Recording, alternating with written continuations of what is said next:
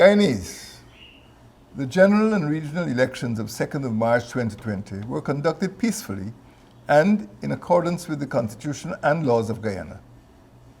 The events thereafter have marred the excellent work of the Elections Commission.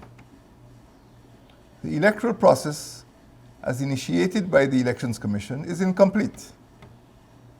The Elections Commission is the sole authority for making a declaration of the results of the general and regional elections. Confusion ensued at the office of the returning officer for District 4 in the wee hours of Wednesday, 4th of March 2020, as a result of an invasion of the premises by political elements. Statements following the events of 4th March by the observer missions also created uncertainty in the minds of the citizenry. The opposition People's Progressive Party, so far, approached the Supreme Court on 3 separate occasions to obstruct the work of the Elections Commission. Those actions, coupled with the calls for a recount, allowed for the Supreme Court to determine the way forward. This was done. The chairperson of the Elections Commission, Justice Retired Claudette Singh, has stated publicly that she will abide by the ruling of the court. I too have said that I will abide by the ruling of the court. As a result of the delays and statements by the observer missions, the Caribbean community sent a 5-member delegation of prime ministers to Guyana on a 2-day mission on 11th and 12th March to work with stakeholders to craft a path forward out of the present political situation. Prime Minister of Barbados, the Right Honourable Miamor Motley, who is chairperson of CARICOM, was accompanied by Prime Minister Dr. Keith Rowley of Trinidad and Tobago, Roosevelt Skerritt of Dominica, Dr. Keith Mitchell of Grenada, and Dr. Ralph Gonzalez of St. Vincent and the Grenadines.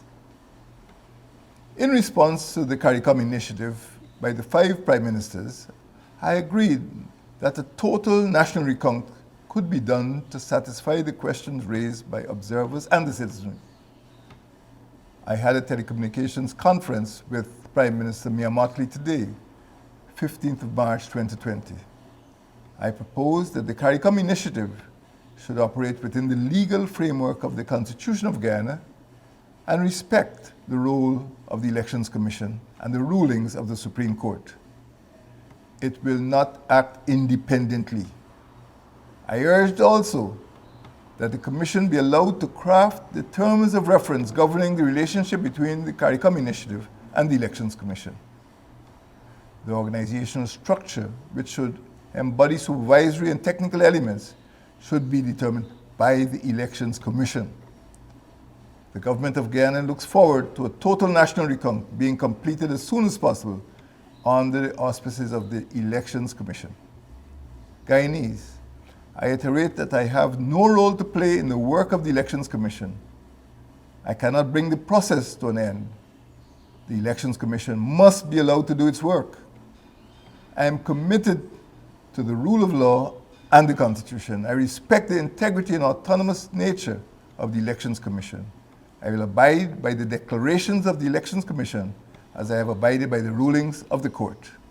I urge you to be patient as we comply with the rulings of the court and the decisions of the Commission.